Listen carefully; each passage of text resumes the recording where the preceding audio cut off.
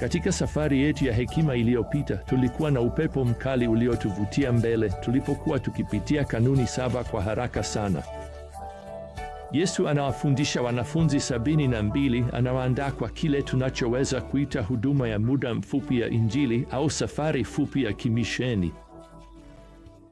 Sasa tunafika kwenye mstari wa 10 wa Luka 10 na neno la kwanza tunalosoma ni lakini.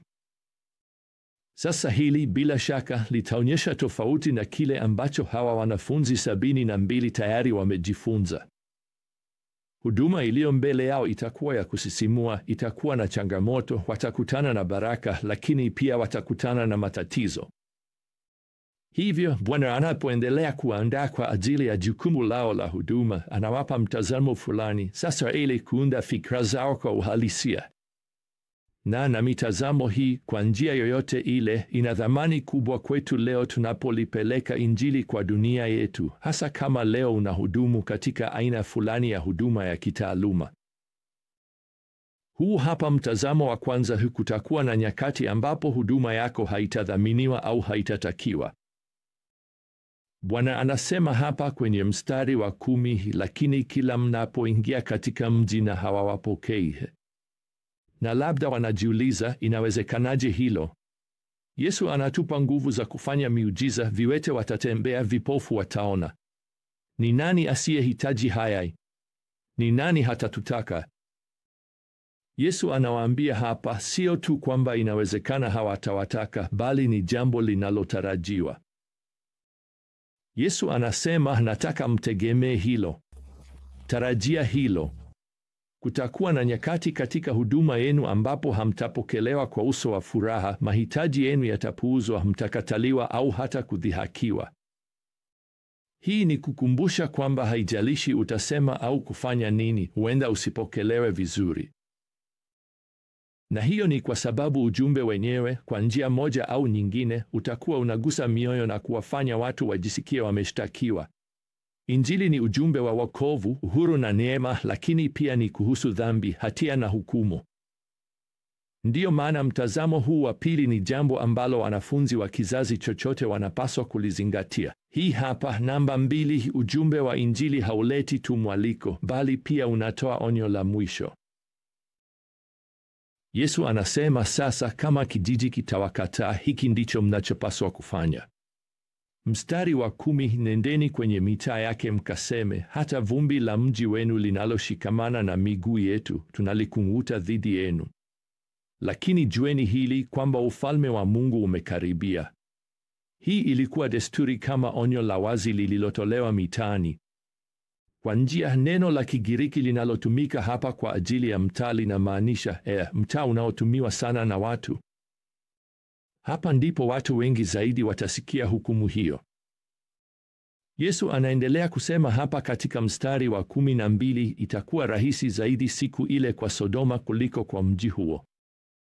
Sasa Yesu anaposema siku ile, hii ni rejea kwa hukumu ya mwisho ya ulimwengu usioamini kama ilivyoelezwa katika Ufunuo 20. Hili ni jambo la kushangaza kusikia. Sodoma itahukumiwa kwa upole zaidi kuliko vijiji vinavyowakataa hawa wanafunzi.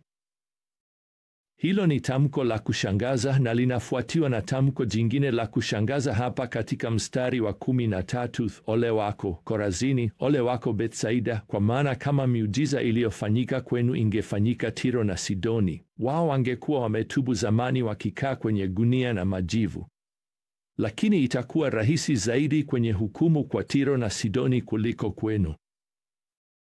Kwa maneno mengine, vijiji hivi vya Kiyahudi vitapata hukumu kali zaidi kuliko miji ya kipagani ya watu wasio Wayahudi kama Tiro na Sidoni.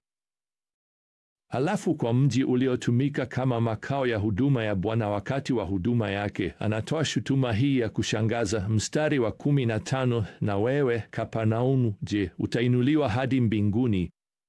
Utashushwa hadi kuzimu.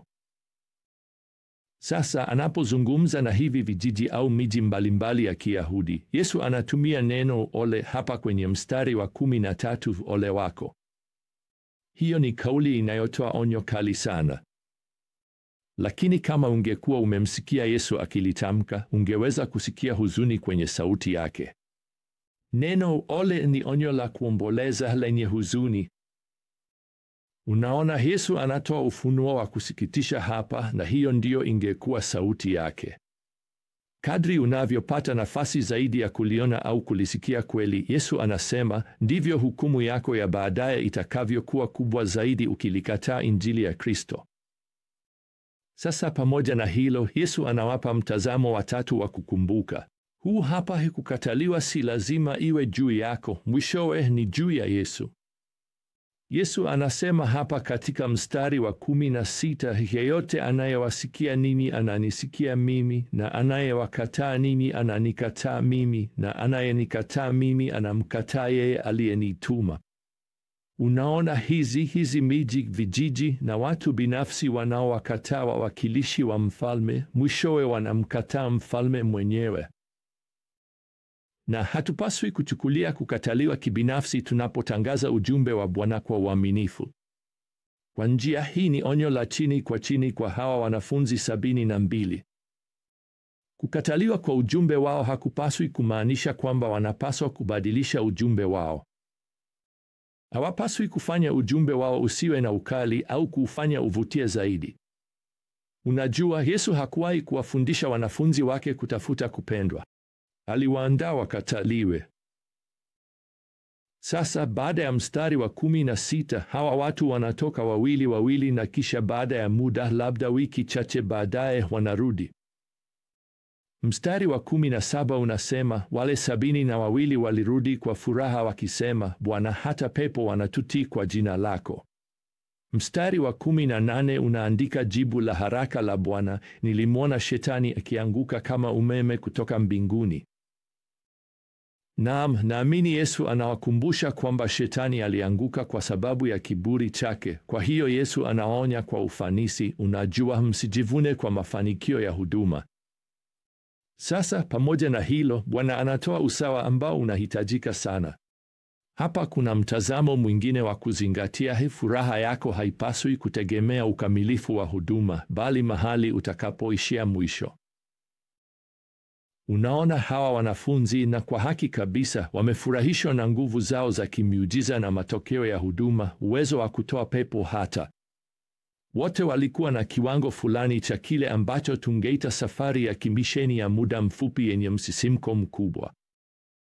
Lakini Bwana anawaambia hapa kwenye mstari wa 20, msifurahi kwa sababu hii kwamba pepo wanawatii, bali furahini kwa sababu majina yenu yameandikwa mbinguni. Ninapenda hilo neno kuandikwa. Hiyo inamaanisha kuchorwa rasmi. Ilikuwa inatumika kwa marejeo ya wosia na hati za ndoa na hata mikataba ya amani.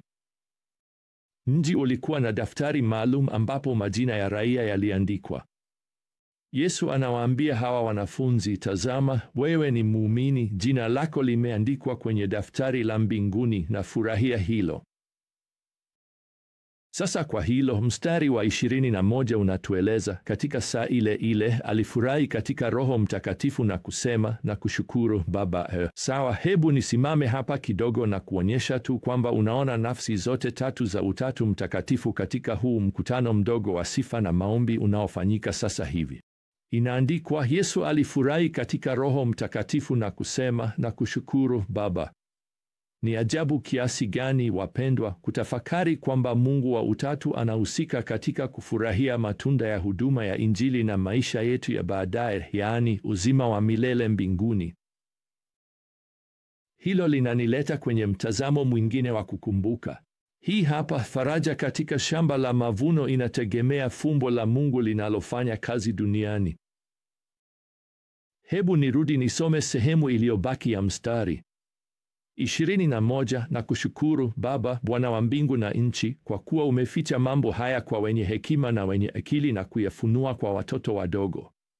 Naam Baba, kwa kuwa ndivyo ilivyokuwa mapenzi yako ya neema. Ni fumbo la ajabu kiasi gani!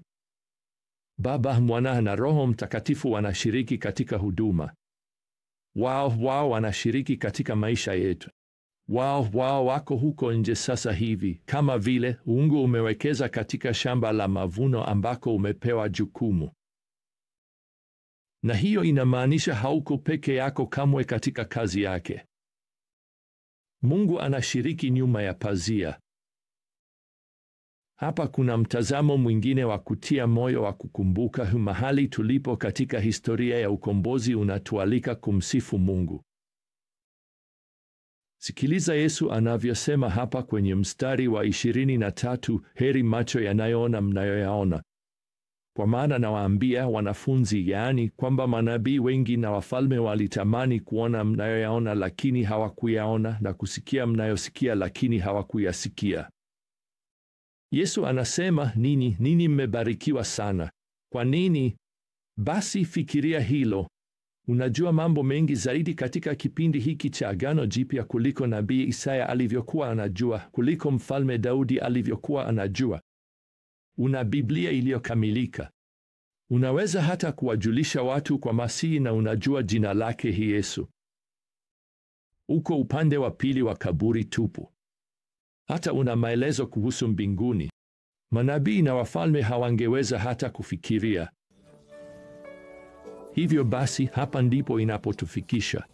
Tuchukue fursa ya kila kitu tulicho nacho leo na tuendelee kuweka mitazamo hii mbele yetu tunapowaalika watu wetu wamfuate yeye, mfalme wa wafalme na Bwana wa mabwana.